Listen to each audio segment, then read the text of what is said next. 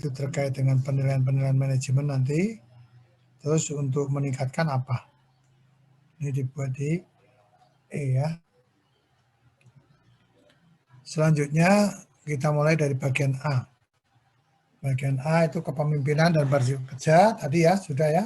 Dijelaskan ya, ada daftar internal dan eksternal, unit keselamatan konstruksi. Nah, di dalam kepemimpinan ini, sekarang ya, mulai tahun 2019, setiap proyek tidak hanya membuat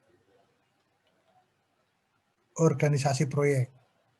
Ya, saya ingatkan, sekarang ini setiap proyek konstruksi tidak hanya membuat organisasi proyek konstruksi. Yang harus dilengkapi yaitu menyusun UKK. UKK itu adalah unit keselamatan konstruksi. Ya, unit keselamatan konstruksi itu tergantung dari tingkat risiko proyeknya. Ya, Anda bisa nanti jadi kepala unit keselamatan konstruksi. Kalau proyeknya berisiko besar, UKK-nya dipimpin oleh seseorang yang memiliki kompetensi ahli K3 konstruksi utama. Ya, kalau berisiko besar. Atau seseorang yang mempunyai kompetensi ahli K3 konstruksi tingkat madya, berpengalaman 3 tahun. Itu untuk proyek yang berisiko besar. Kalau proyek berisiko sedang, pemimpin UKK-nya adalah ahli madya K3 konstruksi atau ahli muda K3 konstruksi pengalaman 3 tahun. Kalau proyeknya risiko kecil atau ya risiko kecil ya, pemimpin UKK-nya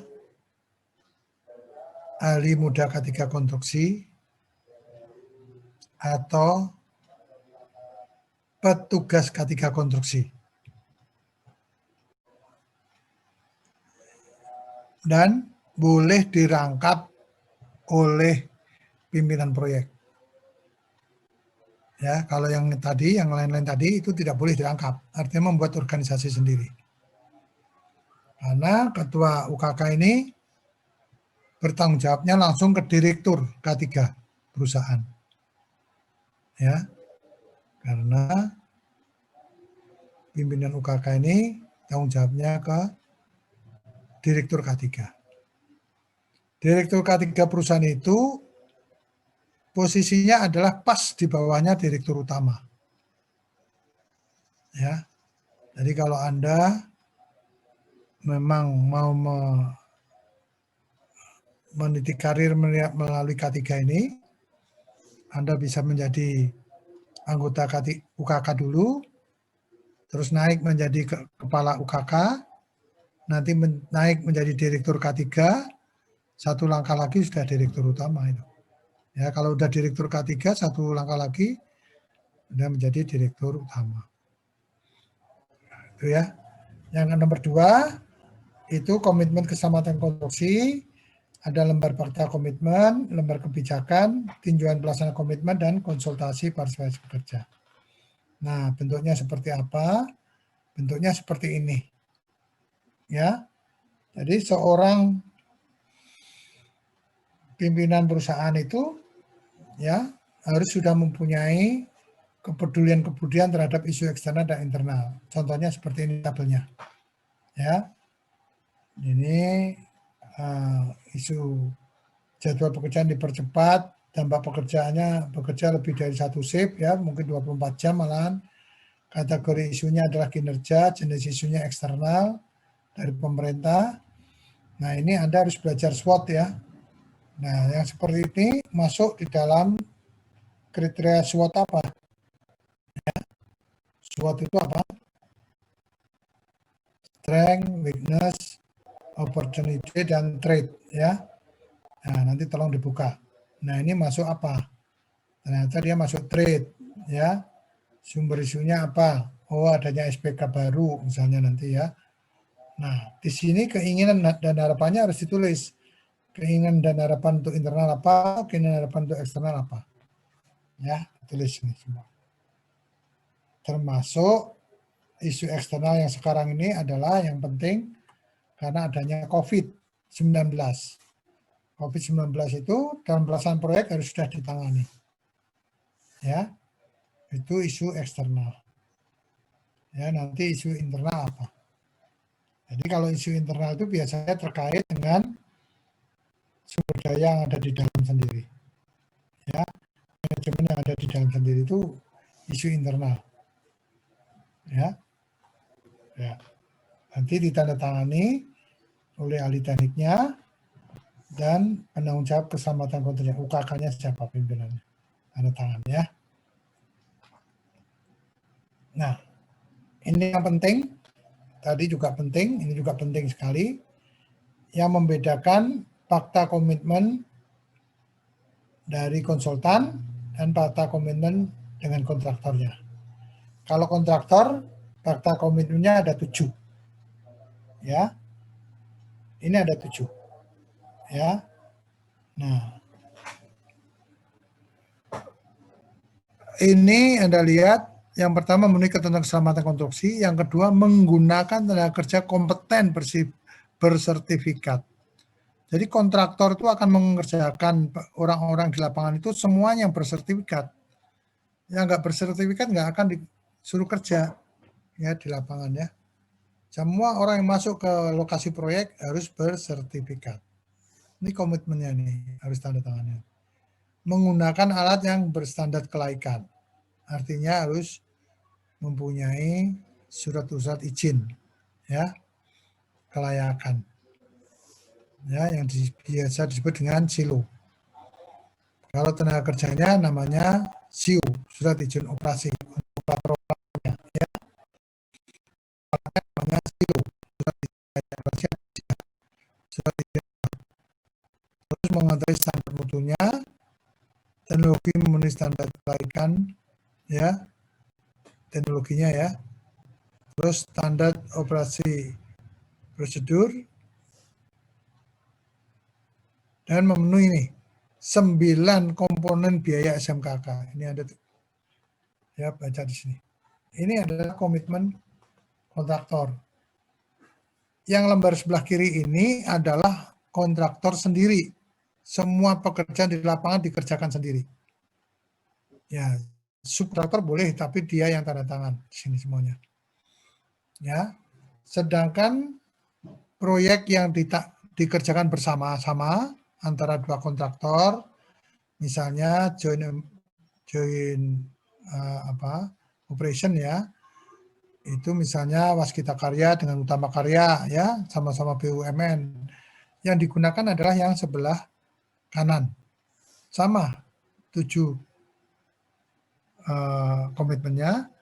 Yang tanda tangan harus ada ketua daripada joint operation-nya tadi ya. Terus ada wakil dari masing-masing perusahaan. Ya. Ini harus Anda pahami. Baik, lanjut. Nah, ini adalah pimpinan UKK-nya. Ya. Pimpinan UKK ini seperti ini, dia langsung anggota-anggotanya. Anggotanya bisa di breakdown lagi. Ya, antara lain anggotanya adalah koordinator tanggap darurat. Ya. Dan sebagainya ya, nanti ya ini. Ini tanggung jawabnya langsung ke direktur K3.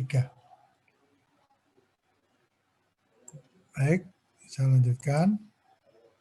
Bagian B harus membuat jadwal pelaksanaan pekerjaan. Ini seperti biasanya, ya, membuat jadwal, menyusun BPRP, job safety analysis tadi sudah saya katakan ya, dipindahkan di elemen yang keempat ya, operasi ya. Terus rencana sasaran, standar peraturan perundang-undangan. Nah, pada saat tender, kolom 1 sampai 3 ini, atau sampai 4 ini semuanya disusun oleh menjadi persyaratan kontrak. Artinya pekerjaan persiapan sampai finishing semuanya sudah terisi nih. Ya. Nah, kontraktor yang ikut tender nanti melengkapi sampai ke kolom 16. Ya. Nah, ini pelajaran ini sudah saya sampaikan pada Anda waktu yang lalu. Ya. Nah, ini sebagai contoh-contohnya. Nanti Anda buat mulai dari pekerjaan persiapan sampai finishing. Nah, setiap pekerjaan ini tadi sudah saya katakan harus dibagi 4, ya, baris sampai ke kolom terakhir. Semuanya ini, ya. Kenapa 4 baris? Itu tadi ya, dampaknya tadi saya sudah sampaikan, ditinjau terhadap manusia, alat, material, dan lingkungan. Ya, publik tadi ya. Ada 4 tadi. Nah, ini dibuat 4 baris tadi sampai ke kolom 16. Ya. Nah, ini namanya tabel IBPRP, ya. Ini dipelajari di sini. Ya. Ada warna-warni. Kalau warna hijau semua, ini harapan terakhir setelah ditinjau ulang, masih ada potensi bahaya apa tidak. Kalau sudah tidak ada bahaya, harus dikasih warna hijau. Kalau warna yang kuning-kuning ini harus dikendalikan lagi, ya, harus dikendalikan lagi, ya, sampai ke risikonya kecil, ya. Nah, itu ya, dari pekerjaan persiapan sampai finishing. Kalau merah berarti adalah risiko besar, ya. Nah, risiko besar ini harus dikendalikan sampai menjadi hijau ini. Itu ya. Ini mulai dari pekerjaan persiapan sampai pekerjaan finishing. Jadi banyak hal yang bisa pindah-pindahkan ya ke tabel-tabel yang sudah ada. Cara memberikan penilaian waktu itu sudah saya sampaikan di sini ya. Ini tingkat risiko, ya, tinjauan awal, ini tinjauan lanjutannya. Nah, ini sudah diberikan di awal, ya, waktu pengetahuan dasar.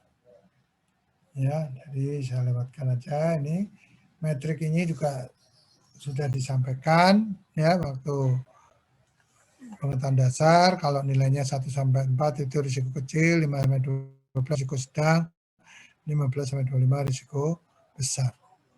Nah, dapatnya angka ini dari mana? Ya dari perkalian ini ya, metrik ini ya.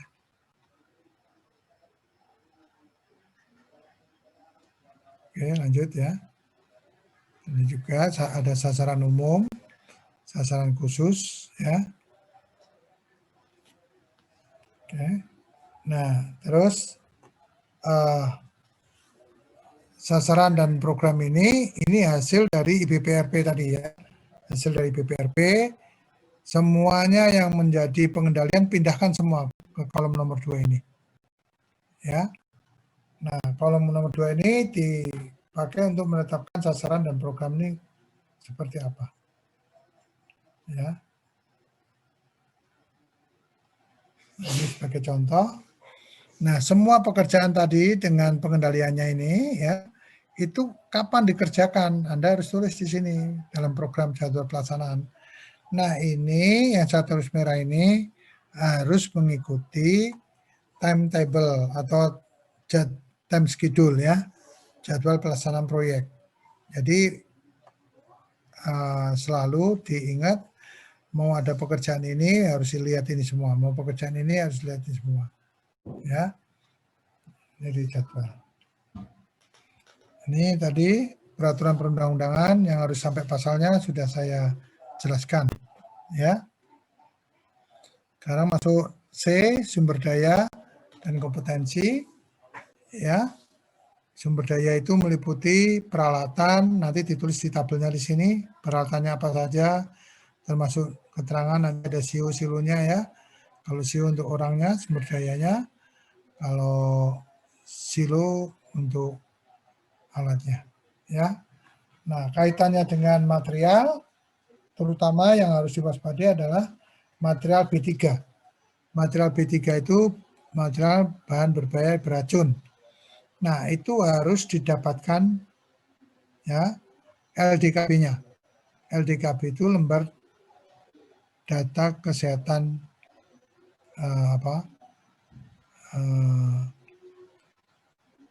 bahan ya. Di lembar data keselamatan bahan LDKB. Atau bahasa Inggrisnya adalah MSDS. MSDS itu material seperti data sheet. Itu selalu diminta dan disimpan dan dipublikasikan.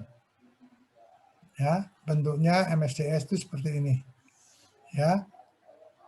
Jadi ada warna-warni ini ada maksudnya.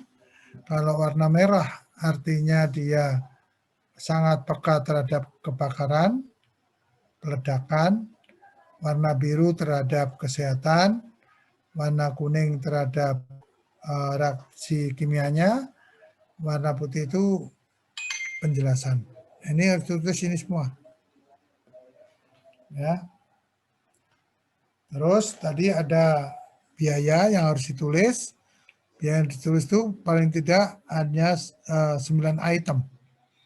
9 item itu penyiapan rencana laksana konstruksi, sosialisasi promosi pelatihan, alat pelindung diri, alat pelindung kerja, asuransi, personil, K3, rambu-rambu, konsultasi, dan kegiatan dan peralatan. Nah ini masing-masing nanti di breakdown ya, sesuai dengan yang saya sampaikan tadi. Terus daftar personel jangan lupa ditulis namanya, pendidikannya, sertifikatnya, pengalamannya apa. Ya, ini sampaikan.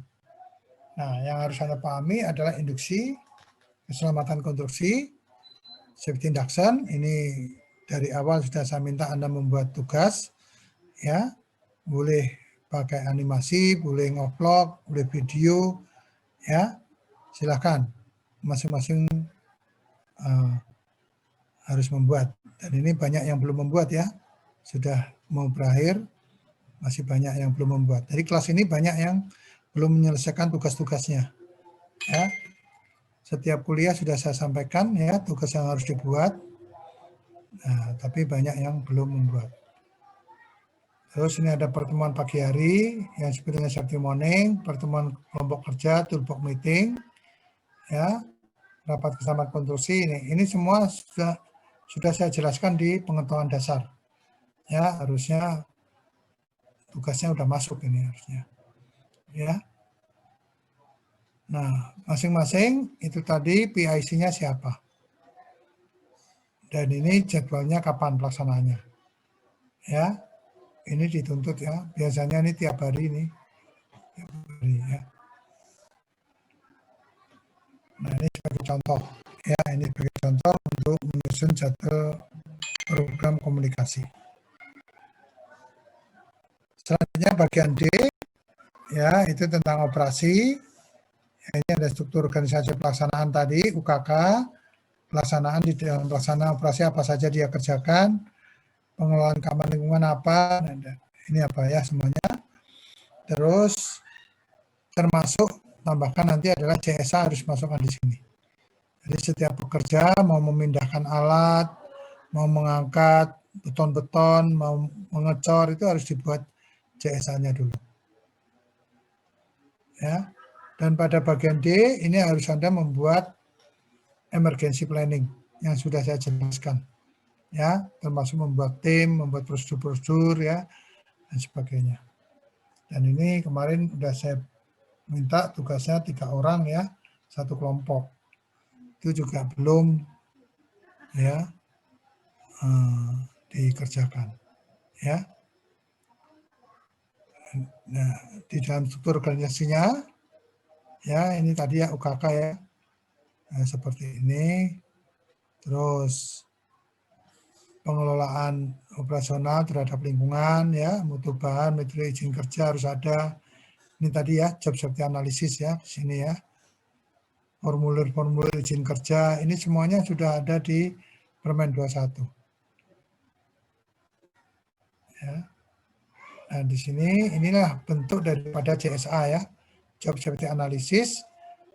Jadi pekerjaannya apa? Misalnya pekerjaannya galian tanah, ya paket pekerjaan tanah itu nomor berapa, tanggal berapa sampai berapa dikerjakan. Nah, untuk alat pelindung dirinya boleh ditulis semua di sini, nanti yang dipakai tinggal dicentang. Nah, dari IBPRP tadi ya, untuk pekerjaan tanah, nah dimasukkan ke dalam sini ya, baik identifikasi bahayanya maupun pengendalian. Nah, yang membedakan dengan IBPRP di sini kolomnya adalah langkah pekerjaan. Ya. Jadi pekerjaan tanah di sini langkah membuat pekerjaan tanah itu apa? Persiapan dulu, terus menggali, terus menumpukkan, terus apa ya? Itu. Jadi ini per pekerjaan. Kalau IBPRP tadi adalah item ya pokok pekerjaan. Kalau ini dari item pokoknya satu, terus ini langkah pekerjaannya. Masing-masing langkah pekerjaannya ada potensi bahayanya. Nah, Anda tulis semua sini. Ini sebagai contoh ya. Misalnya pekerjaan tanah, ini langkah-langkahnya apa saja, ini bahasanya apa, pengendaliannya apa, penanggung jawabnya siapa. Ya, ini CSE-nya. Mutu bahan tadi ya, termasuk B3 tadi, prosedur ya, itu harus dibuat ya, sampai ke APD. Pemeriksaan kesehatan harus dilakukan, itu dengan MCU namanya, medical check up ya, terus pemberian suplemen ya, apalagi masa pandemik ini ya, COVID-19, ini menjadi perhatian di sini. Terakhir adalah evaluasi keselamatan konstruksi, ya. Ada pemantauan, inspeksi dan audit. Saya harapkan Anda sudah paham. Nah, inspeksi dan audit, terutama audit ini, kriterianya Anda lihat di Permen 21. Ya, apa saja yang harus diaudit. Ya, kriterianya. Terus tinjauan manajemen, peningkatan kinerja. Ya. Nah, ini inspeksinya, ini auditnya, patroli ya. Ini jadwal-jadwal inspeksi. Kalau jadwal patroli ini, PIC-nya biasanya ketua UKK-nya dilaksanakan setiap 3 bulan sekali. Ini patroli yang melibatkan seluruh petinggi perusahaan ikut patroli. Biasanya tiap 3 bulan sekali. Audit internal itu setiap 6 bulan sekali. Ya, audit internal setiap 6 bulan sekali.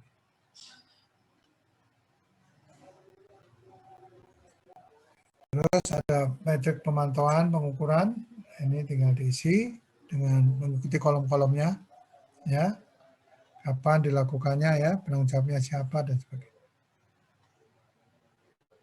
Oke, ya, sampai 9:30, ya. Sampai sini ada yang mau disampaikan, ditanyakan? Ya, jadi saya harapkan tugas menyusun RKK, ya, seperti sudah ada kelompoknya 5 orang, Anda buat RKK-nya dari awal sudah saya sampaikan, itu dengan silakan datanya dari proyek yang Anda PKL, ya, datanya dari proyek Anda PKL, terus dimasukkan ke dalam format RKK, ya, mulai dari elemen A sampai elemen E ya, sampai 5 elemen tadi. Ya, itunya format-formatnya Anda download dari Permen 21 ya. Jadi nanti dikumpulkan itu menjadi bukti kinerja semua tugas yang saya sampaikan itu menjadi bukti kinerja nanti saat Anda disertifikasi ahli K3 ya atau supervisor K3. Nah, semua itu ditunjukkan supaya Anda bisa diberikan sertifikat kompetensinya. Ya, tapi kalau Anda nggak punya tugas-tugas yang ditunjukkan, Anda akan diuji lebih berat lagi karena Anda dianggap belum punya kinerja. Ya, jadi saya harapkan Anda selesaikan, ya, semua tugas, ya, semua tugas di awal saya sampaikan harusnya di 1 minggu sebelum ujian. Ujiannya kapan nih kalian? Minggu depan, Pak. Minggu depan, ya. Dan saya lihat juga dari data yang masuk ke saya lihat ini kelas ini banyak yang belum banyak mengumpulkan tugas. Ya, Pak, saya maaf, berikan toleransi, ya. Selesai ujian, semua tugas harus masuk. Ya. Baik, Pak. Baik, Ya. Pak. Semua tugas harus masuk setelah ujian. Ya, Anda sampaikan bersama daftar hadir. Ya, Anda nggak bisa menuliskan daftar hadir kalau tugas-tugas tidak dilampirkan di dalam daftar hadir ujian. Ya, baik, sampai sini. Silahkan masih ada waktu. Anda komunikasikan dengan teman-teman, ya. Anda diskusikan sehingga tugas-tugas kelompok maupun tugas-tugas mandiri itu bisa diselesaikan. Dan Anda sudah mau bertanya, Pak. Ya. Untuk emailnya yang sipil.pnj.ac.id ya. bukan, Pak? Ya. Oh, ya, Pak. Ya. Terima kasih, Pak. Ya. Jadi Anda sudah berkontrak dengan saya, ya. Ya, kontraknya dulu kan A ya. Tapi kalau Anda nggak mengerjakan tugas, bagaimana dapat A? Apalagi yang hadirnya, ya, cuma berapa kali hadir, itu kan ke rekod semuanya ya, dalam daftar hadir. Nah, itu ya, mudah-mudahan masih ada kesempatan untuk bisa diperbaiki. Baik, sampai sini, masih ada yang mau ditanyakan? Pak, maaf mau tanya untuk yang RKK, kita buat yang perencanaan, perancangan, pengawasan, atau yang pelaksanaan ya Pak? Tadi sudah saya jelaskan, Anda membuat tugas RKK. Kalau RKK itu di mana? Kan ada 4 macam tuh Pak. Kita buat yang mana? Coba Anda tanya temannya. Coba tanya, tunjuk temannya. Tunjuk aja temannya siapa, biar bisa menjawab Anda. Ray tahu nggak? Ya. Rancangan awalnya aja kan, Pak. Rancangan. Ya, dari 2 orang aja nggak ngerti ini gimana nih. Coba tunjuk temannya yang lain. Anda di depan komputer tapi nggak nyemak. Coba. Tunjuk. Sekarang yang lain coba. Andini. Wah, Andini, tahu nggak? Pelaksanaan. Tadi di tugasnya membuat apa, Mbak? Pertanyaan saya. Kakak. Coba. Jawabnya jangan sepatah-sepatah. Kalau kamu menjelaskan sepatah kata ya nggak jelas. Coba jelaskan dulu pertanyaan saya apa tadi. Anda ditugaskan apa tadi? RKK pelaksanaan. Ya. Ada suaranya nggak sih? Udah paham belum? Yang tadi nangkepnya itu. Ya. Coba kamu tunjuk teman kamu yang lain, Mbak. Benar nggak?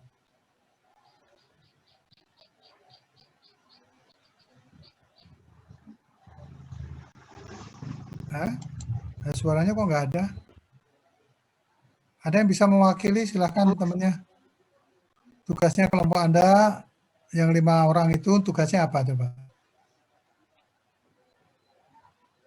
Coba dijelaskan. Ya inilah kelas Anda kalau ditanya begitu. Nggak ada yang jawab. Saya sampai bingung saya. Kelas ini gimana ya? Coba ada yang bisa jawab nggak? Tugas Anda itu apa? Kalau Anda nggak ngerti tugasnya, gimana mengerjakan tugas? Padahal satu kelompok 5 orang.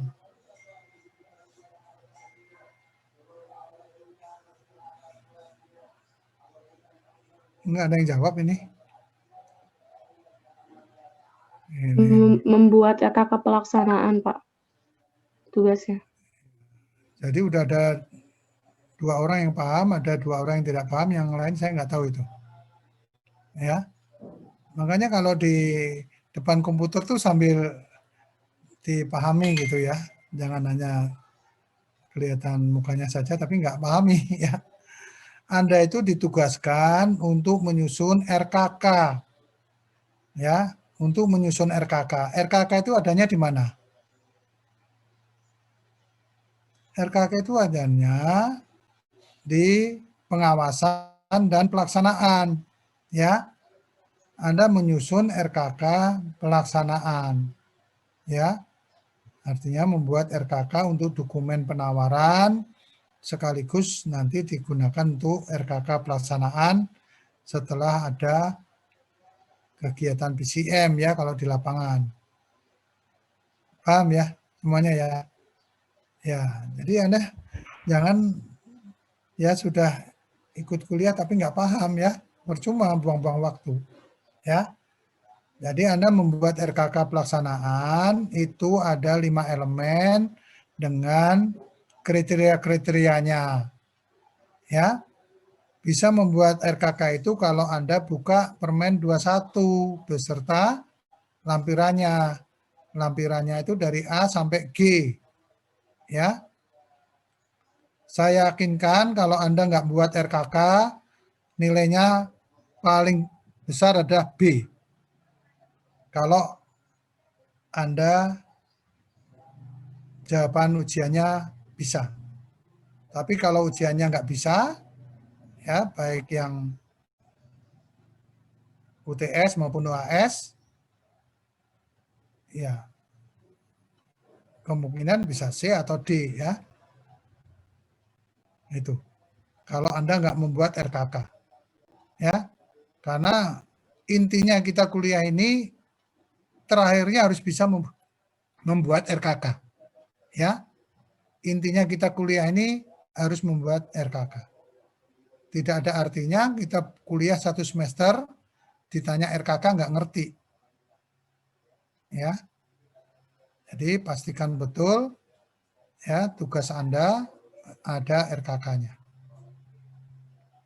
Ya. Ya, ini dibutuhkan kekompakan dengan teman-teman Anda ya. Kalau ada temannya yang tidak membuat, tidak usah ditulis di dalam nama kelompok. Paham ya?